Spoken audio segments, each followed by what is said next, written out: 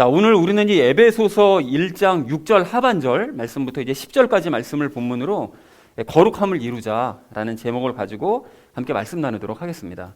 자, 우리가 그 지난주에 에베소서 말씀을 이제 처음 시작을 이제 했는데요. 그 하나님께서 우리를 향하신, 우리를 택하신 그 목적이 뭐냐, 이제 이것에 대해서 그 알아보는 시간을 가졌습니다. 그리고 그에 관련된 이야기 세 가지를 지난주에 나눴거든요. 그 첫 번째 나눴던 이야기가 무엇이었을까요? 그리스도인이 누릴 복이 무엇인지 알자. 그렇습니다. 그리스도인이 누릴 복이 도대체 뭐냐. 그 지난주 성경 말씀에서 영적인 복을 누린다라고 말씀하셨는데, 그 영적인 복이라는 것은 말 그대로 예수님과 연합한 우리의 영이 누릴 복입니다. 뭐 세상적인 어떤 복이 아니고요. 그래서 환경을 초월한 기쁨과 우리 평안과 감사가 넘쳐 흐르는 것, 이제 그것이 이제 우리가 누릴 영적인 복이라고 그랬고요. 또한 예수님과 연합하고 또 예수님을 닮아갈 수 있다는 것, 이 자체가 그러니까 하나님은 그분과 연합한다는 게 이게 너무나 사실 큰 이야기잖아요. 그래서 이게 자체가 큰 영적인 복이다라는 얘기를 첫 번째로 우리 함께 나눴습니다. 자, 그런가 하면 우리 두 번째로 나눴던 이야기가 무엇이었을까요? 하나님께서 택하시는 방법을 다시 확인하자. 그렇습니다. 하나님께서는 우리를 어떻게 택하시느냐. 그래서 많은 사람들이 이제 하나님께서 다 예정해 놓으신다. 구원받을 자와 지옥 갈 자를 다 이미 예정해 두셨다라고 이제 알고 있는데, 사실은 그건 잘못된 이론이라고 말씀을 드렸었죠. 그래서 오직 믿음으로만 구원받을 수 있습니다. 성경에서 말씀하신 그대로입니다. 그러면 왜 그렇게 도대체 예정론 이야기 나오면 흥분하면서 반박을 하느냐. 왜 그런 건가 하면, 망한 유대인들의 길과 똑같은 길로 가는 모습이 예정론을 주장하는 사람들이랑 똑같기 때문에 이걸 이렇게 자꾸 반박하는 것이다 라고 말씀을 드렸고요. 또 우리가 골로새서 1장 27절에서 말씀하신 것처럼 하나님께서는 우리가 본을 보이는 삶을 살기를 바라시는데, 구원받은 우리가 본을 보이는 삶을 살기를 바라시는데, 예정론을 주장하는 사람들은 절대 그렇게 뭐 본을 보일 생각을 하지 않습니다.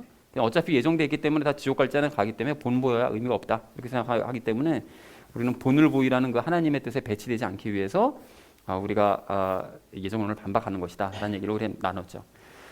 자, 그런가 하면 마지막 세 번째로 나눴던 이야기가 무엇이었을까요? 하나님의 선택 목적을 알자. 네, 그렇습니다. 하나님께서 우리를 선택하신 그 목적, 이게 사실 제일 중요한 건데, 그 선택하신 그 목적은 우리를 거룩하게 만드시기 위해서 그러신 것입니다. 그러니까 열매를 맺으면 하나님께서 가장 크게 기뻐하세요. 그리고 또 하나가 있는데, 우리가 연약함을 고백하면 고백할수록 하나님께서는 아주 강력한 능력으로 우리 위해 역사를 하시는데, 그래서 그러한 능력을 우리 체험할 때 하나님을 찬양하기 위해서, 하나님을 너무 기뻐하면서 찬양하게 만드시는 그 모습을 보시고 싶으셔서 우리를 구별하시는 것이다. 그게 이제 우리 하나님께서 택하신 목적이다 라는 얘기를 세 번째로 나눴습니다. 자, 그래서 사랑하는 우리 나눔 있는 교회 성도님들 모두는 하나님께서 우리를 택하신 목적을 여러분 이제 분명하게 확인하시고요. 그래서 이제 열매를 맺으시고 하나님을 찬양하는 삶을 살아가시는 저와 여러분 되어주시기를 다시 한번 주님의 이름으로 간절히 축원드립니다. 지난주에는 우리가 이제 우리를 선택하신 그 하나님의 목적, 이게 무엇이냐, 이제 그것에 대해서 이야기를 나눴다면, 그 이번 주는 그 목적을 위해서 예수님께서 도대체 어떤 일을 행하셨냐, 그리고 또 지금 어떤 일을 행하고 계시느냐, 이제 그것에 대해서 말씀하시는 것이 오늘 본문 말씀이 되겠습니다. 그래서 이것을 아시는 상태로 오늘 본문 말씀 나누시면 좀 이해하시기가 좀 쉬우실 것 같습니다. 그래서 오늘 본문 주제를 이렇게 잡았는데요. 이제 거룩함을 이루자라는 이 주제를 가지고 함께 이제 한 절씩 말씀 나누도록 하겠습니다. 먼저 6절 하반절 말씀 우리 함께 나누도록 하겠습니다.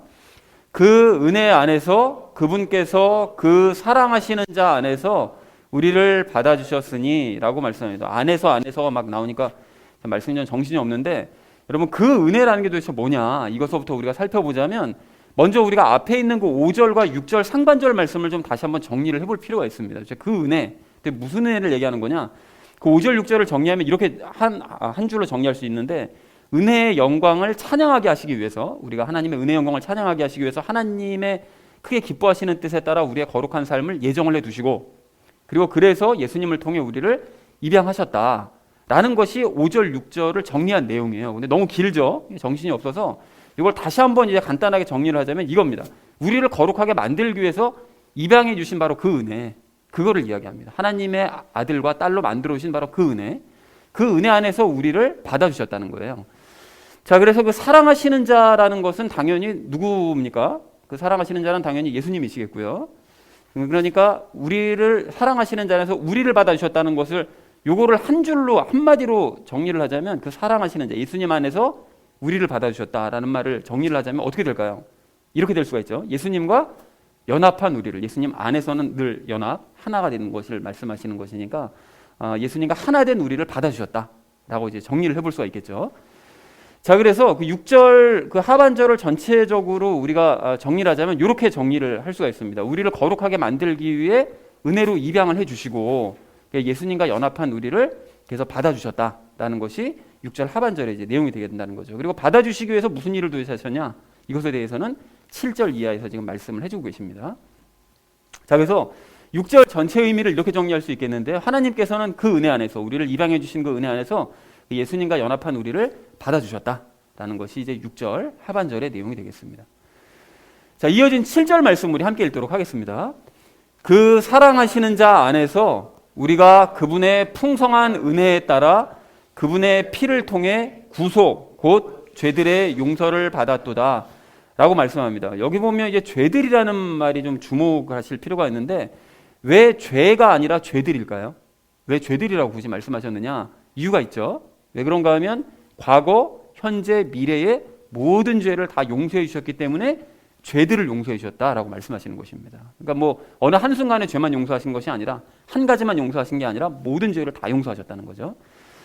자, 그래서 7절 전체의 의미를 이렇게 정리할 수가 있겠는데, 그 사랑하시는 자 안에서 우리가라는 것도 이제 여러분 앞에 그 6절에서 나눴던 것처럼 사랑하시는 자 안에서 우리, 그러니까 예수님과 연합한 우리라고 정리할 수 있겠죠. 그러니까 예수님과 연합한 우리는 하나님의 풍성한 그 은혜에 따라서 예수님의 피를 통해 구속, 곧 죄들의 용서를 받았다. 모든 죄를 다 용서받았다라는 것이 7절의 전체 의미가 되겠습니다. 자, 이어진 8절 말씀 우리 함께 읽도록 하겠습니다. 그 은혜 안에서 그분께서 우리에게 모든 지혜와 분별을 넘치게 하사 라고 말씀하시는데요. 그 모든 지혜와 분별을 넘치게 해주신다는 거예요. 근데 여러분 여기서 앞의 내용과 연결하면 하나님께서는 우리를 용서하셨죠. 우리를 이제 입양하셔서 우리를 거룩하게 만드시기 위해서 그 은혜 안에서 예수님의 이제 피를 통해 우리를 이제 구원하신, 모든 죄를 용서하시고 우리를 구원해 주셨는데, 그렇게 용서하신 것뿐만이 아니라 지혜와 분별도 넘치게 주신다는 거예요. 그러니까 하나님의 뜻을 깨달을 수 있도록 우리에게 지혜와 분별력도 넘치게 부어주신다는 거죠. 구원받은 자에게 저걸 주신다는 거예요. 자, 그래서 이 부분이 참 중요한데, 아주 중요한 말씀이에요. 왜 중요한가 하면, 많은 교인들이 하나님의 뜻은 절대로 알 수 없다는 식으로 얘기를 해요. 어떻게 미천한 인간이, 죄인이 그 거룩하신 하나님의 그 높으신 그물의 뜻을 감히 알 수가 있겠냐. 꽁꽁 감춰두셨기 때문에 절대 인간은 하나님의 뜻을 알려고 해도 알 수가 없다라고 가르칩니다. 또 그렇게 인정을 해요. 그런데 그렇다는 얘기는, 거꾸로 얘기하면 이 구절에 따르면 무슨 얘기죠? 하나님의 뜻을 모른다는 것은 하나님께 지혜와 분별을 받지 못하고 있다는 뜻이에요. 분명히 하나님께서는 당신의 뜻을 알게 하기 위해서 모든 지혜와 분별을 넘치게 부어주신다는데, 이런 말씀을 싹 무시하고 모른다는 거죠. 그러니까 결론적으로 거꾸로 말씀드리면, 그들은 예수님과 연합하지 못했기 때문에 하나님의 뜻을 알지 못하는 것일 뿐인 거예요. 그래놓고 하나님의 뜻은 인간은 알 수 없다. 자기가 모르는 거예요. 자기가. 굉장히 중요한 구절입니다. 이런 구절들이. 자, 그래서 8절 전체 의미를 이렇게 정리할 수가 있겠는데요. 하나님께서는 예수님과 연합한 우리에게 모든 지혜와 분별을 넘치게 부어주신다. 연합한 자에게 허락하시는 은혜죠. 이것이 또한 영적인 복입니다. 자, 이어진 9절 말씀 우리 함께 읽도록 하겠습니다.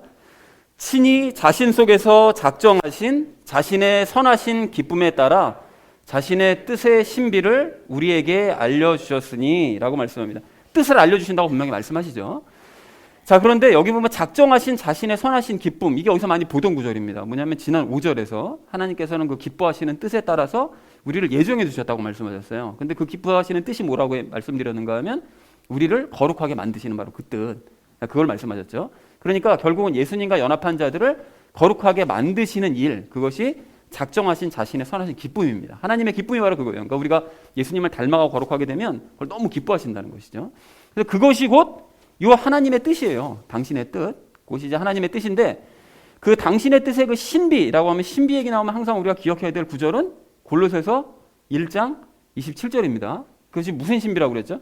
연합의 신비. 골로새서 1장 27절에서 말씀하시는 연합의 신비를 말씀합니다. 자, 그리고 우리에게 그걸 알려주셨다라고 말씀을 하시는데, 그렇다면 왜 우리에게 이 지혜와 분별력까지 굳이 그걸 주어 가시면서 그 연합의 신비를 우리에게 자꾸 알려주시는 것이냐, 연합했다는 그 신비를 왜 자꾸 알려주시는 것이냐? 이유가 있죠. 분명한 이유가. 골로새서 1장 6절에서 우리가 나눴던 것처럼 그걸 알아야 비로소 열매가 맺히기 때문에 그래요. 열매가 맺힌다는 건 항상 그 동의어가 있죠. 예수님을 닮는 것, 거룩하게 되는 것, 그것이고 성령님의 열매, 이게 다 똑같은 동의어잖아요. 그러니까 예수님과 연합했다는 사실을 깨달아야, 골로새 1장 6절에서 말씀하시는 것처럼 그걸 깨달아야만 비로소 예수님을 닮아갈 수 있다는 거예요. 그렇기 때문에 굳이 우리에게 지혜와 분별력을 주셔서 너희가 예수님과 연합해 있다라는 사실을 알려주시는 거예요. 그래야 열매가 맺히기 시작하니까. 자, 그래서 적용 시간에 그건 자세하게 좀 더 말씀드리겠고요. 그래서 구절을 이렇게 정리할 수가 있겠습니다. 하나님께서는 당신 안에 작정하신 그 기쁜 뜻에 따라 우리를 거룩하게 만드시기 위해 이제 지혜와 분별력을 이제 주시는데, 그렇게 주셔서 연합의 신비를 우리에게 알려주셨다. 그걸 알아야만 열매 맺을 수 있으니까, 거룩하게 될 수 있으니까 그 뜻을 이루시기 위해서 우리에게 알려주신다라는 것이 이제 9절의 의미가 되겠습니다. 자, 마지막 10절 말씀 우리 함께 읽도록 하겠습니다. 이것은 충만한 때의 경륜 안에서 친히 모든 것, 즉 하늘에 있는 것들과 땅에 있는 것들을 그리스도 안에서 곧 그분 안에서 다 함께 하나로 모으려 하심이라 라고 말씀하세요. 그래서 여기 보면 이 충만한, 그러니까 이것은, 먼저 이거를 좀 살펴보자면, 이것은이라는 거는 지혜와 분별력을 주셔서 연합의 신비를 깨닫게 하셔서 우리를 거룩하게 만드시는 바로 그 이유. 우리를 왜 자꾸 거룩하게 만드시려고 그렇게 하시느냐, 그것이 하나님의 뜻이라고 그러는데, 그럼 왜 우리를 거룩하게 자꾸 만드시려는 거지?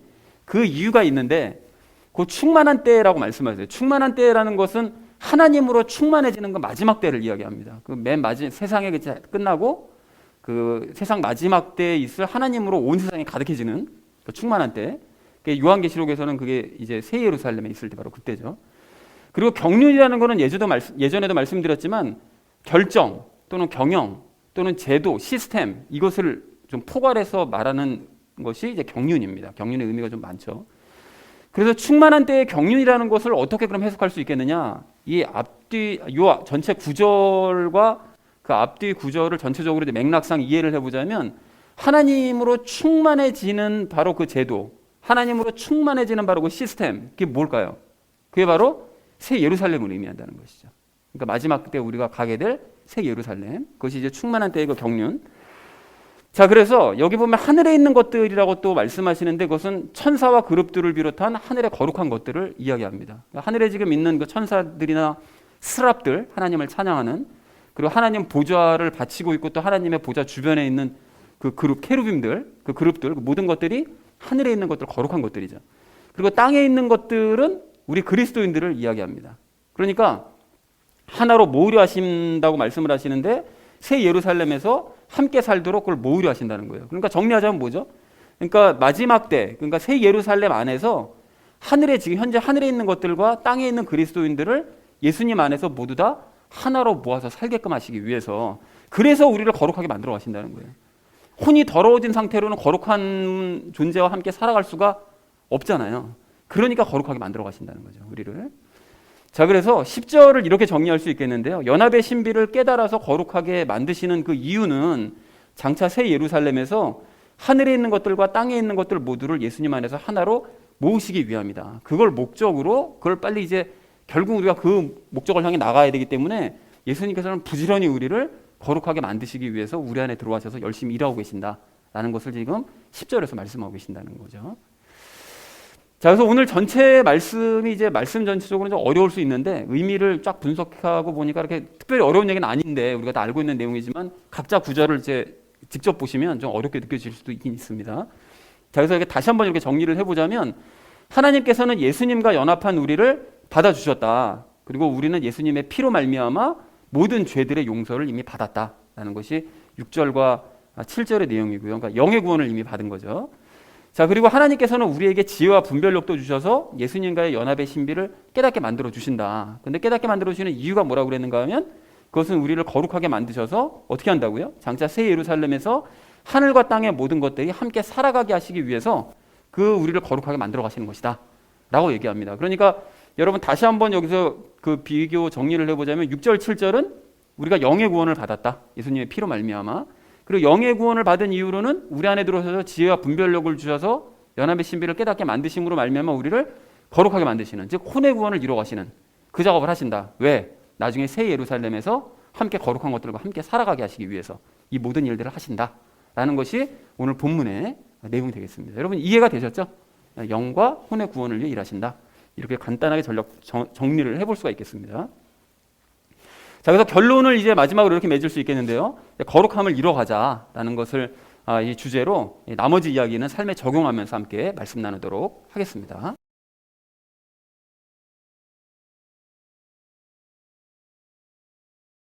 거룩함을 이뤄가야 될 우리가 오늘 첫 번째로 함께 나눌 이야기는 모든 죄들을 용서받았음을 알자라는 것입니다. 여러분 오늘 7절 말씀을 좀 다시 보십시오. 7절 말씀 보시면 우리는 예수님의 피를 통해 죄들을 용서받았다고 말씀하세요. 그러니까 아까 전에 잠깐 말씀드렸던 것처럼 우리는 과거 하나님을 믿지 않았을 때 그 저질렀던 모든 잘못들이요, 다 용서받은 거고요.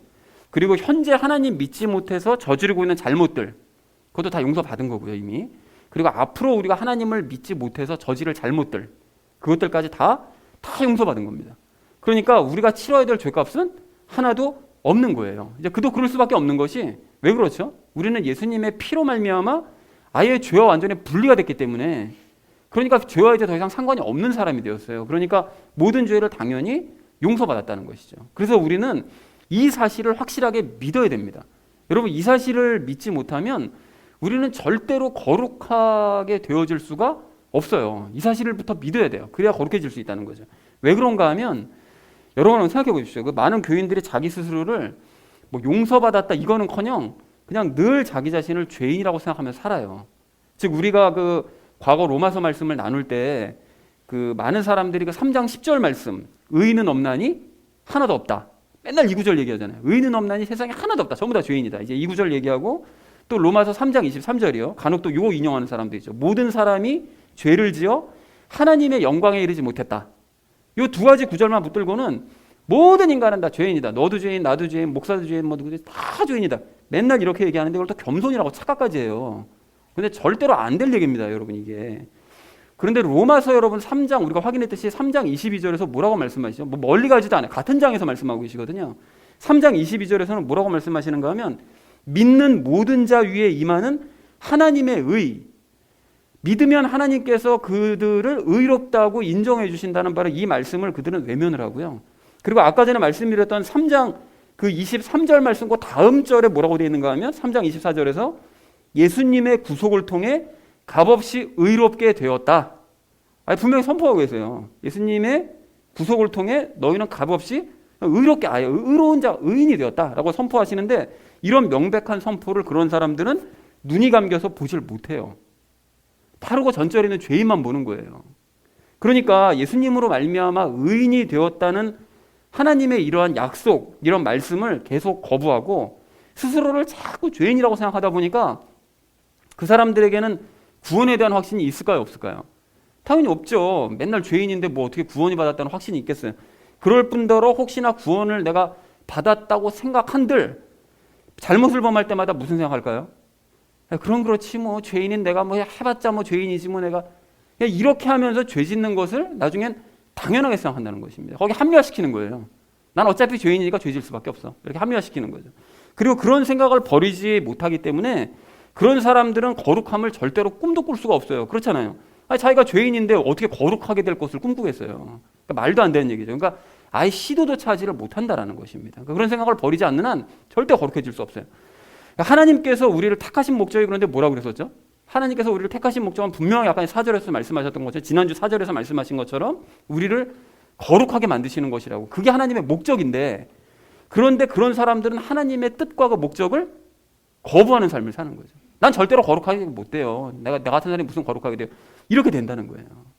자, 그러나 자신의 모든 죄들이 용서받았음을 믿는 사람들은 늘 감사한 마음을 가지고 예수님과 함께 거룩한 삶을 내가 살아갈 수 있다는 것을 믿어요. 내가 지금은 아니지만 내가 점차 이렇게 나아지고 있다, 나아질 수 있다, 이걸 믿고 예수님을 더욱 의지해서 실제로 그런 삶을 이루어 간다라는 것입니다. 그러니까 하나님의 목적에 합당한 삶을 그런 사람들은 살아가고 있는 거예요. 자, 그렇다면 근본적인 질문이 좀 생기잖아요. 용서받았음을 믿어야 되는데 이거를 근데 억지로 내 모든 죄를 용서받았다는 걸 내가 믿어야지 이렇게 믿는 건 믿는 게 아닌 거잖아요. 그죠? 그렇게 할 게 아니라 실제로 내가 용서받았기 때문에 내가 그걸 자연스럽게 믿어줘야 되는데, 그러면 내가 모든 죄를 용서받았는지 못 받았는지 이걸 어떻게 확인할 수 있을까요? 내가 진짜 모든 죄를 용서받은 사람인지 아닌지를 어떻게 확인할 수 있습니까? 뭐 여러 가지 방법이 있을 수가 있거든요. 그런데 오늘은 좀 이 방법을 한번 생각해 봤으면 좋겠는데요. 여러분, 질문 드립니다. 죄의 실체가 뭐죠? 죄가 뭐가 죄라고 그랬죠? 불신, 믿음 없음이 죄라고 그랬잖아요. 그죠? 그러니까 불신의 마음, 믿지 않는 마음이 그 죄인 거예요. 그러니까 이 사실을 안다면 내가 죄를 용서받았는지 안 받았는지를 이제 확인할 수가 있는데요. 죄를 용서받은 사람은 달리 표현하면 죄와 분리가 된 사람입니다. 맞습니까? 맞죠? 죄 용서받은 사람은 죄가 분리가 됐기 때문에 죄를 용서받은 거예요. 자, 그러니까 죄를 용서받은 사람은 죄와 분리가 되었기 때문에, 즉 불신의 마음과 분리가 되었기 때문에 믿어지는 특징을 갖는다고요. 그래가지고 이전의 나, 그러니까 과거의 나와 지금의 나를 이제 비교를 해보면, 예전에는 하나님의 말씀이 안 믿어지고 하나님께서 행하실 것도 전혀 안 믿어졌는데, 뭐 기도해봤자 뭐 하나님이 내 기도 안 들어주셔, 안 믿어졌는데 이제는 말씀이 믿어지고 하나님께서 행하실 것도 막 믿어진다. 이렇게 된다면, 그렇게 내가 변화된 게 맞다면 나는 죄와 분리된 것이 맞습니다. 즉 죄를 용서받은 것이 맞다는 거예요. 용서받은 사람이 맞다는 거죠. 그러나 죄를 용서받지 못한 사람은 당연히 죄와 분리가 되지 않은 상태이기 때문에 어떨까요? 믿음을 갖지를 못해요. 그래서 하나님의 말씀을 봐도 계속 의심만 되는 거예요. 이런 사람들 있잖아요. 말씀하다 이게 이렇게 되는 거죠. 그리고 하나님이 내 인생에 개입해서 일을 행해 주실 것도 전혀 믿어지지 않는다는 것입니다. 그러니까 이렇게 확인을 해볼 수가 있다는 거예요. 그러니까 어떠세요, 여러분? 요즘 애들 말로 신박한 방법 아닙니까, 이게? 그러니까 그렇다면 이 방법에 따라서 자기 스스로의 상태를 여러분 한번 점검해 보시면 좋을 것 같습니다. 자, 그러나 헷갈리지 마셔야 될 것이 있는데요. 이렇게 이제 확인해 봤을 때 내가 죄 용서받은 게 맞아요. 내가 죄와 분리된 게 이제 맞아요. 맞는데도 불구하고 그 우리 육체 안에 남아있는 죄가 이제 분리가 돼서 육체 안으로 떨어졌잖아요. 그 육체 안에 남아있는 죄가 막 요동을 치면 그 어느 순간 그 죄가 요동칠 때마다 순간순간 죄 때문에 위축이 될 수가 있어요. 그래서 뭐 가령 살다 오면 이런 짓을 저질렀는데 네가 용서받았다고? 하나님께서 이걸 용납하실 것 같아? 너 용서 못 받았어. 이제 이런 식의 생각이 간혹 떠오를 수가 있어요. 이제 그렇게 되면 모든 죄들을 용서받았다는 오늘 7절 말씀을 그냥 잊어버리고서는 아, 그래, 나는 사실 용서받지 못한 거 아닐까? 이런 불신에 사로잡힐 수가 있습니다. 그리고 그런 상태가 오래 계속되면 죄로 인한 열매가 더 많이 맺히게 되고, 그러다 보면 하나님과의 관계가 점점 소원해질 수가 있어요. 점점 멀어지는 느낌이 들 수가 있는데, 여러분, 그게 바로 죄의 거짓말입니다. 그러니까 하나님의 완전한 용서를 믿지 못하도록, 그 불신하도록 만드는 게 죄가 하는 일이라는 거예요. 죄가 믿음 없음이라면서요. 믿음 없는 마음이라면서요. 그게 죄가 하는 일인 거예요. 너 용서 못 받았어? 자꾸 그렇게 이제 이간질 시키려고 하는 거예요. 이게 죄의 마음인 거예요. 그러니까 그럴 때 우리는 예수님께 요청해서 어떻게 해야 되죠? 오늘 7절 말씀을 기억하고 선포해야 됩니다. 즉 예수님께서 친히 나를 위해 다른 사람이 아닌 나를 위해 피를 이미 흘려주셨기 때문에 나는 모든 죄를 용서받은 존재다 라고 선포하고 그 사실을 믿어야 된다는 것입니다. 사랑하는 우리 나눔 믿는 교회 성도님들 모두는 모든 죄들을 용서받았다는 오늘 7절 말씀을 여러분 수시로 기억하시기 바랍니다. 그렇게 하셔서 예수님께 감사하시고 계속해서 거룩함을 추구하며 나아가는 저와 여러분 되어지시기를 주님의 이름으로 간절히 축원드립니다. 자, 거룩함을 이루어야 될 우리가 오늘 두 번째로 나눌 이야기는 거룩에 관심을 가지자라는 것입니다. 여러분 오늘 7절 말씀을 좀 다시 보십시오. 7절 말씀 보시면 바울은 우리가 모든 죄들을 용서받되 무엇을 통해 받았다고 말씀하시죠? 예수님의 피를 통해 용서를 받았다라고 이제 말씀을 합니다. 그러니까 예수님의 희생 때문에 우리는 용서를 받을 수 있었다는 거예요. 근데 잘 아시다시피 예수님께서 이렇게 피를 흘리면서 희생하신 것은 우리의 무엇을 구원하시려고요? 영을 구원하시려고 이제 그렇게 하신 것이고요. 또 영을 구원하신 이후에는 그걸 끝낸 것이 아니라 우리의 혼을 구원하시기 위해서, 즉 우리를 거룩하게 만드시기 위해서 우리 안으로 들어오시는 희생을 또 한 번 하시는 거죠. 그래서 오늘 이 영과 혼의 구원을 좀 더 구체적으로 다시 한번 확인을 해봤으면 좋겠는데, 방금도 말씀드렸던 것처럼 예수님께서는 우리의 영을 구원하시기 위해서, 즉 우리의 안에 그 영 안에 있는 그 죄된 마음, 그 불신의 마음을 분리시키시기 위해서 피를 흘려주셨습니다. 자, 그렇다면 여러분 또다시 근본적인 질문이요. 그 기본적인 질문입니다. 예수님이 피를 흘리신다고 해서 어떻게 내 죄가 용서받고 내 영 안에 있는 죄가 분리가 될 수 있는 거죠? 어떻게 예수님이 피 흘린 거랑 내 죄가 용서받는 거랑 무슨 상관이 있는 거죠? 라는 이제 질문을 드린다면 여러분 어떻게 대답하시겠습니까? 이게 아닌 게 아니라 유대인들이 그래서 이 문제 가지고 좀 알고 있는 유대인들은 이 문제를 가지고 기독교인들을 조롱해요. 기독교를 조롱하거든요. 자기 죄는 자기가 책임진다고 하나님께서 말씀하시지 않았냐. 그런데 어떻게 예수라는 사람이 남의 죄를 대신 책임져 줄 수가 있냐. 자기 죄는 자기가 책임져야 되는데 말이 안 되잖아 벌써. 이게 논리적으로 이게 말이 안 되는 거잖아. 라고 조롱하거든요. 그러면 그런 주장이 일리가 있습니까? 맞는 얘기입니까? 아니에요, 여러분. 그래서 하나님께서 이제 그런 주장을 하지 못하도록 이제 옛날부터 시스템을 만들어 두신 거예요. 그 시스템이 뭐냐? 그 시스템이 뭘까요? 그게 뭐냐면 동물 희생제사입니다. 사람이 죄를 지으면 그 죄를 어떻게 하죠? 죄 없는 양과 소에게 안수해서 전가시키죠. 죄를 넘긴단 말이에요. 넘기고 난 다음에 그 양과 소를 잡아서 피를 흘려 죽임으로써 인간의 죄를 없애는 시스템을 아주 옛날서부터 만들어 두신 거예요. 그래서 같은 원리를 예수님께 적용을 한 거죠. 그래서 유대인들의 주장처럼 사람은 당연히 다른 사람에게 죄를 전가할 수 없어요. 그죠? 그런데 우리 예수님은 죄를 가진 일반적인 사람이 아니잖아요. 그죠? 유대인들이 이걸 모르는 거지. 그러니까 하나님께서 거룩하게 구별하여 이 땅에 보내신 세례 요한이 얘기했던 것처럼 어린 양이시라고요. 유월절 어린 양으로 오신 거예요. 예수님께서. 그래서 예수님께서는 동물들을 대신해서 우리 죄를 전가받으실 수 있는 것이고, 그래서 죄를 지고 그 짊어지고 십자가에서 피를 흘려 대신 죽어주심으로 말미암아 죄를 없애주셨다는 것입니다. 그런데 예수님께서 행하신 그래서 그 일을 믿는 모든 사람들은, 그 일을 믿는 사람들은 영 안에 있는 그 불신의 마음, 즉 죄가 분리돼서 모든 죄를 다 용서받는 이런 역사를 우리 하나님께서 일으켜 주신다는 것이죠.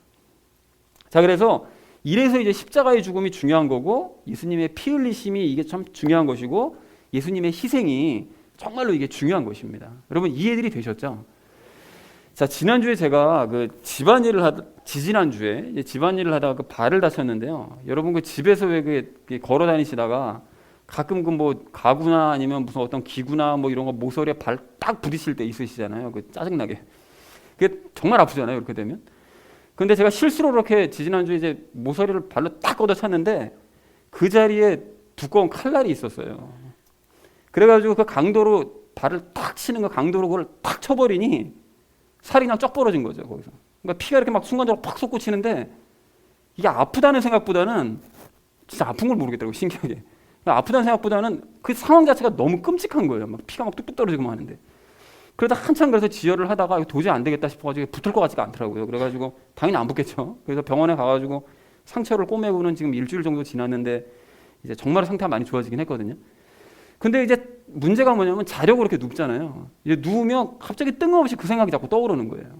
떠올라가지고 발로 그 칼날을 걷어차던 바로 그 순간에 자꾸 떠오르는 거예요. 그래서 그때마다 막 자기 전에 막 소름이 돋으면서 움츠러들고 이런 생각이 자꾸 드는데, 그러다 보니까 어느 순간 갑자기 예수님이 생각나더라고요. 그 예수님께서는 그 생살에 저는 그냥 모르고 탁 쳤지만 그 아예 대놓고 그냥 친 거잖아요. 그 그냥 생살에 그냥 그 두껍고 그 날카로운 그 못을 그것도 그냥 이렇게 탁 발로 치는 정도가 아니라 그냥 망치로 있는 힘을 다해서 들이쳐가지고 그것도 한 방만 맞으셨습니까? 그냥 양손이랑 양발에 한 3-4방을 맞으신 건데 그 순간을 생각하면 예수님도 그게 얼마나 끔찍할까, 소름이 돋으실까, 막 이런 생각이 막 드는 거예요.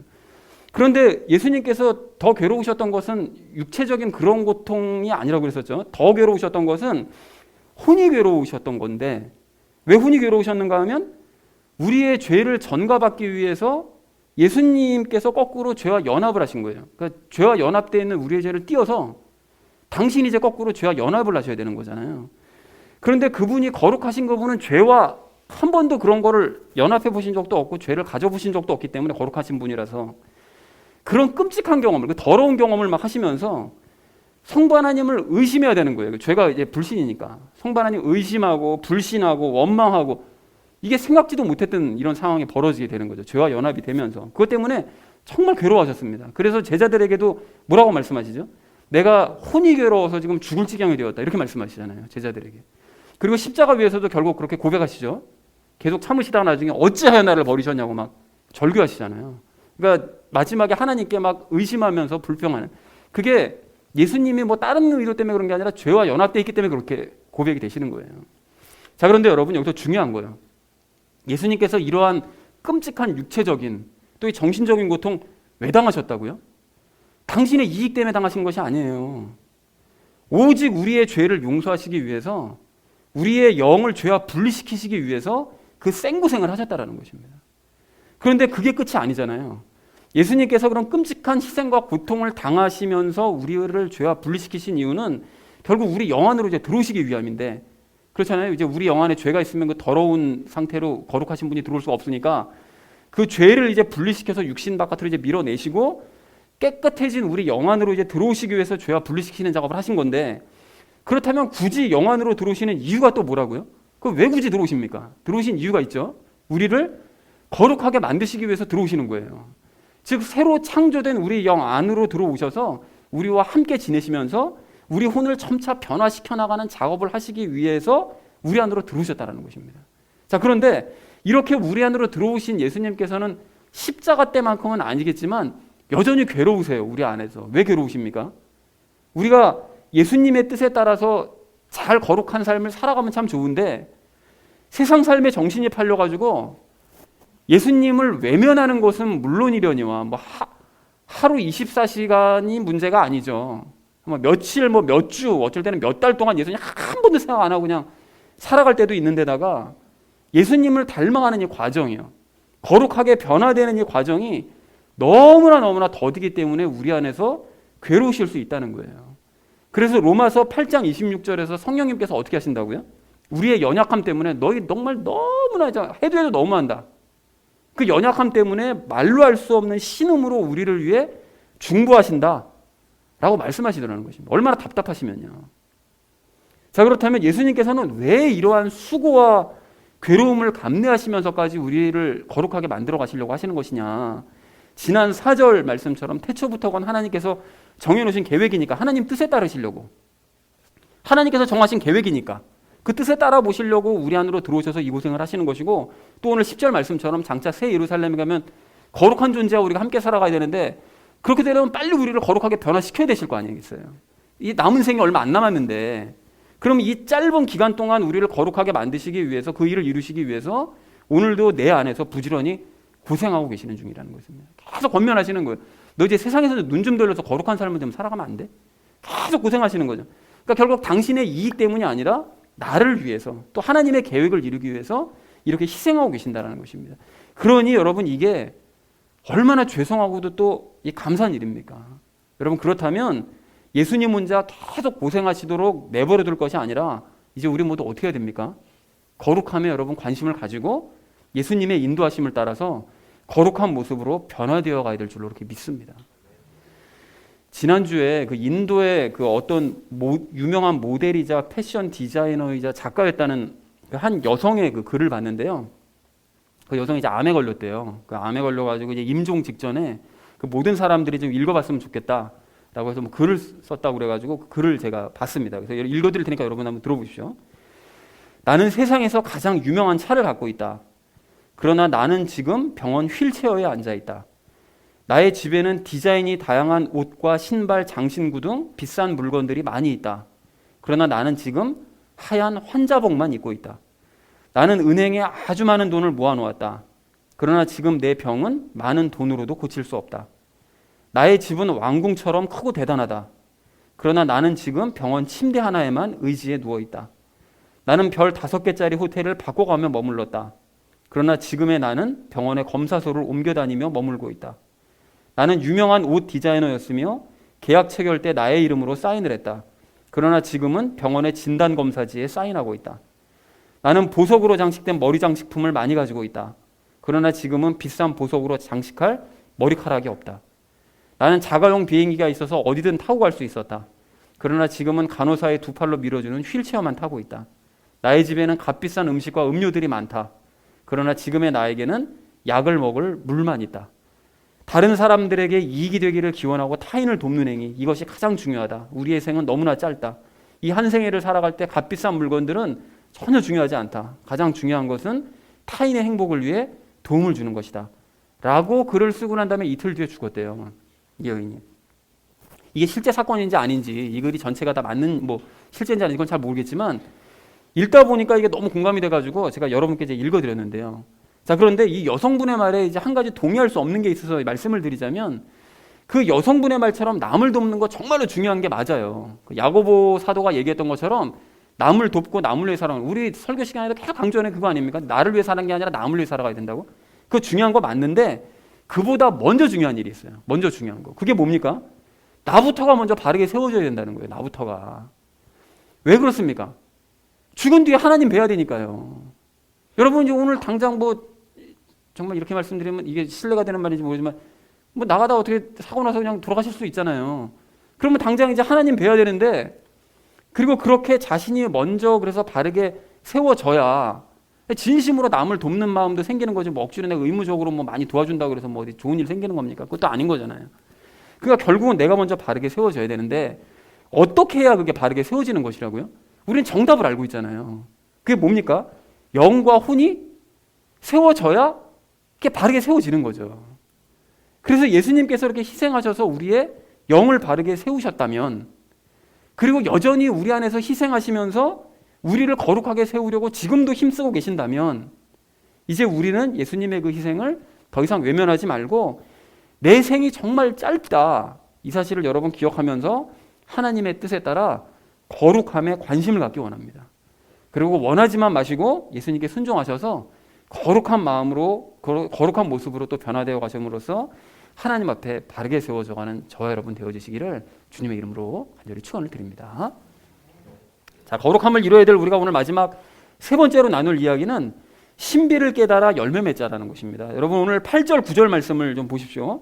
8절 9절 말씀 보시면 하나님께서는 우리에게 지혜와 분별력을 넘치도록 주셔서 우리가 하나님의 뜻의 신비요, 즉 예수님과의 연합의 신비를 깨닫게 만들어 주신다, 이렇게 말씀하시잖아요. 그러니까 정리하자면 예수님과 연합한 사람은 하나님께서 주시는 넘치는 지혜와 분별력을 가지고 예수님과의 연합의 신비를 깨닫게 된다를 말씀하고 계시는 거예요. 자, 그렇다면 이걸 깨닫게 하시는 이유가 뭐라고 그랬느냐? 이게 정말 중요한데, 이게 왜 이걸 깨닫게 하신다고요? 열매 맺게 하시기 위해서, 즉 거룩하게 만드시기 위해서, 그러니까 예수님을 닮고 예수님처럼 거룩하게 만드시기 위해서 이걸 깨닫게 하시는 거예요. 그래서 아까 전에 잠깐 말씀드렸던 골로새서 1장 6절을 보니까 너희가 그것을 듣고 진리 안에서 하나님의 은혜를 안 그날부터, 하나님의 은혜가 예수님과 연합, 그것을 안 그날부터 너희 안에서도 열매를 맺는 것 같이 열매를 맺는도다, 이렇게 말씀하시잖아요. 그러니까 결국은 하나님의 은혜, 예수님과의 연합을 깨달아야만 비로소 그런 사람만이 비로소 본격적인 열매를 맺을 수 있다, 이렇게 말씀하시더라는 거예요. 자, 그렇다면 질문이 생기잖아요. 예수님과 연합했다는 거를 이걸 깨달았다고만 그래가지고 어떻게 열매가 맺혀갈 수가 있지? 이렇게 이제 질문이 생길 수가 있는데, 그래서 과거 골로새서 1장 6절 말씀을 나눌 때도 이제 같은 질문을 드리고 그 두 가지 비유를 통해서 그때도 답을 말씀을 드렸었어요. 그때 어떻게 말씀드렸는가 하면 그 요한복음 15장의 포도나무 비유를 먼저 말씀드렸죠. 그러니까 포도나무 대신 예수님과 내가 하나로 연결되어 있다는 바로 이 사실을 믿을 때, 아, 내가 하나가 되구나, 이 사실을 믿고 그래서 예수님을 자꾸 인식을 하게 될 때 그때 양분이 비로소 공급이 되기 시작할 수가 있다, 이 말씀을 드렸었고요. 그리고 또 다른 비유는 부부 비유 들었습니다. 부부. 그러니까 부부가 시간이 갈수록 닮아가는 이유는 일상의 삶을 함께 살아가면서 같은 것을 보고 같은 것을 자꾸 공유하기 때문에, 그래서 우리도 연합하신 예수님과 함께 살아가면서 그분과 함께 일상의 삶을 계속 그분과 공유하는 거죠. 즉 연합하신 예수님 인식하면서 함께 기뻐하고 함께 분노하고 함께 즐거워하고 함께 슬퍼하고 뭐 이런 일을 계속 하다 보면 부부처럼 예수님을 자꾸 닮게 된다라는 말씀을 드렸습니다. 여러분 이해가 되시죠? 자, 그러니까 결국 연합하신 예수님을 내가 얼마나 더 많이 인식하느냐, 이게 이제 관건이라고 할 수가 있어요. 그러니까 우리가 거룩해져 가려면, 예수님을 닮아가려면, 또 우리가 열매를 맺으려면 예수님을 자꾸 인식해야 되는데, 그런 의미에서 이제 제 자신을 먼저 돌아봤거든요. 제 자신을 돌아보면서 제가 이제 예수님과의 연합을 깨달은 거를 가만히 생각해보니까 10년이 넘었더라고요, 벌써. 근데 그 10년이 훨씬 넘었는데 10년 전의 제 모습과 현재의 제 모습을 이렇게 비교를 했을 때 현재의 제 모습이 정말 10년 전에 저보다 훨씬 더 많이 예수님을 더 많이 인식하고 예수님과 더 많이 가까워졌는지 돌아봤더니만 그 10년의 세월만큼 예수님과 더 친밀해졌다라고 자신 있게 제가 말을 할 수는 없겠더라고요. 그래서 답답한 마음에 예수님을 그러면 제가 좀 더 많이 인식하고 그래서 예수님과 좀 더 친해지고 좀 더 가까워지고 싶다, 이런 마음이 가지고 막 소망이 막 되는 거예요. 아니 10년의 세월이 지났는데 큰 발전은 없네요. 막 이런 것 때문에 너무 아쉬워서 막 소망을 품으면서 예수님께 여쭙습니다. 제가 어떻게 해야 평소에 예수님을 더 많이 인식하고 더 예수님과 친해지고 가까워질 수 있겠습니까? 라고 이제 여쭤봤는데, 여러분 여기서 잠깐 여쭙는 거 있잖아요. 이게 정말 중요합니다. 여쭙는 거. 여러분 이게 여쭙는 행위 자체가 예수님이 내 안에 계신다는 사실을 인정하는 거예요. 그리고 그분을 존중하는 거거든요. 그러니까 내가 여쭙지 않고 자꾸 내 혼자 하는 거는 그냥 내 마음대로 살아가는 거잖아요. 근데 그분을 존중하는 행위가 된다는 거죠. 여쭙는 게 너무 중요해서 그렇게 여쭈면 예수님께서 굉장히 좋아하세요. 질문하는 걸 좋아하시고, 제 개인적인 경험에 의하면 그렇습니다. 여쭈는 거 굉장히 좋아하시고 또 반드시 그래서 답을 해주세요. 그래서 어쨌든 그렇게 예수님께 여쭙고 그 다음 날이 됐는데, 새벽에 이제 큐티를 하다가, 항상 일어나서 큐티를 하니까 새벽에 큐티를 하다가 바로 답을 주시더라고요. 이미 여호수아서를 통해서 말씀을 해주고 계셨던 거예요. 여호수아서 1장을 그래서 제가 다시 돌아가서 보다 보니까 여호수아서 1장 8절에서 이렇게 말씀하세요. 너는 이 율법책을 내 입에서 떠나지 말게 하며 밤낮으로 그것을 묵상하여 그 안에 기록된 모든 것에 따라 지켜 행하라. 그리고 이어진 9절에서 이렇게 말씀하십니다. 네가 어디로 가든지 주 내 하나님이 너와 함께 하느니라. 이렇게 말씀하세요. 그러니까 그때 이 말씀이 이렇게 들리더라고요. 네가 어디로 가든지 예수님이 너와 함께 계심을 느끼고 싶으니? 예수님과 너 더 친해지고 싶어? 더 가까워지고 싶지? 그러면 성경을 입에서 떠나지 말게 하고 더 많이 묵상해봐. 그리고 그 말씀대로 한번 지켜 행해봐. 라고 들리더라는 거예요. 왜 그러냐? 예수님이 말씀이시니까. 그러니까 그분과 친해지고 싶으면 말씀을 더 가까이 해야 돼. 지금보다 더 가까이 해야 돼. 이렇게 말씀하시는 거로 들리더라는 거예요. 그래서 실제로 그렇게 행했던 여호수아가 가나안을 정복해가는 동안 수시로 하나님께 중간중간 갑자기 말씀 듣잖아요. 여리고성을 돌아라. 네 창을 들어라. 매복해라. 이런 얘기를 수시로 그냥 순간순간 막 듣거든요. 그렇게 듣는 이유가 주야로 그 사람 보셔서 아시잖아요. 주야로 막 성경을 묵상해가지고 일 끝나고 면 바로 무슨 일을 행하고 하는 이유가 다 그 신명기서 말씀 묵상해가지고 그렇게 하는 거거든요. 그렇게 말씀 묵상하니까 그 음성을 듣더라는 거예요. 그래서 제가 요즘 성경 읽기에 더욱 힘을 쓰되 수시로 성경 읽는 일에 더 열심을 내고 있습니다. 그래서 이렇게 계속 성경을 열심히 읽으면 앞으로 어떤 일이 벌어질까요? 예수님이 어떤 분이신지를 제가 더욱 깊게 깨닫게 되겠죠. 그리고 예수님이 각각의 상황 중에 어떤 믿음을 가지셨는지, 이런 상황 중에 어떤 행동을 하셨는지, 또 이런 상황 중에 어떤 말씀을 하셨는지, 이거를 더 깊게 깨닫게 될 것입니다. 그러니까 그런 식으로 예수님의 삶과 예수님의 감정과 예수님의 생각과 예수님의 행함을 자꾸 공유하다 보면 그분과 점점 더 친밀해짐과 더불어서 부부가 닮듯이 예수님과 같은 믿음을 갖게 될 것이고, 그러면 예수님과 같이 생각하고 행하면서 예수님을 더욱더 닮아가게 될 것이라고 저는 그렇게 믿습니다. 그래서 사랑하는 우리 나눔 있는 교회 성도님들 모두도 마찬가지죠. 하나님께서 주시는 그 지혜와 분별로 가지고 여러분 예수님과의 연합의 신비를 이미 깨달으셨는 줄로 그렇게 믿습니다. 여러분 이걸 깨달으셨다면 이제 여러분도 어떻게 하셔야 되죠? 성경을 여러분 지금도 물론 읽고 계시겠지만 지금보다 훨씬 더 가까이 하셔서 친해지고 싶으신 만큼 그러면 성경을 보세요. 더 가까워지고 싶다는 생각이 드시는 만큼 성경을 더 많이 보시라고요.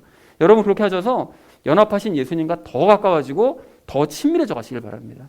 그리하여 부부가 닮듯이 예수님의 거룩함을 닮아가는 저와 여러분 되어주시기를 주님의 이름으로 간절히 축원을 드립니다. 자, 이제 말씀을 정리합니다. 오늘 우리는 우리를 거룩하게 만드시기 위해 예수님께서 어떤 일을 행하셨고 또 행하고 계시느냐, 이제 이것에 대해서 이야기 나눴는데요. 세 가지 이야기 나눴죠. 모든 죄를 용서받았다는 사실을 알자. 그러니까 이걸 믿지 못하면 절대로 시작을 못한다, 아예. 그러니까 이거를 알아야 된다. 그러니까 용서받았다는 사실, 그러면 확인하는 방법이 뭐냐? 믿어지느냐? 믿어지면 용서받은 게 맞다라는 걸 확인하자고 그랬죠. 그리고 죄의 유혹을 떨쳐내고 우리가 거룩함을 위해서 나아가자라는 얘기를 첫 번째로 나눴고요. 그리고 두 번째로 거룩함에 관심을 가지자고 그랬죠. 예수님께서 피 흘리신 고통으로 우리가 영의 구원 받고 또 우리 안에 들어오셔가지고 혼의 구원을 이루기 위해서 그렇게 애쓰고 계시는데 이거 외면하면 우리 진짜 안 된다, 이거. 예수님께서 고생하고 계시게만 만들면 안 된다. 그러니까 우리가 이제 거룩함에 관심을 가지자라는 말씀을 드렸고요. 마지막 세 번째는 신비를 깨달아서 열매 맺자고 그랬죠. 하나님께서 지혜와 분별력 주셔서 우리가 예수님과의 연합을 깨닫게 만들어 주셨다면 이것을 깨달아야 열매 맺을 수 있는 거잖아요. 그러기 위해서 예수님을 자꾸 인식을 해야 되는데, 인식하려면 제일 좋은 방법이 제가 답을 얻었던 것처럼 성경을 읽어야 된다. 그럼으로써 우리가 예수님을 닮아서 열매를 맺어가자라는 얘기를 나눴습니다. 자, 그래서 사랑하는 우리 나눔 있는 교회 성도님들 모두는 예수님께서 행하시는 일들을 여러분 깨달으시고, 그래서 거룩함을 우리 함께 이루어가는 저와 여러분 되어주시기를 주님의 이름으로 간절히 축원을 드립니다. 우리 함께 기도하겠습니다.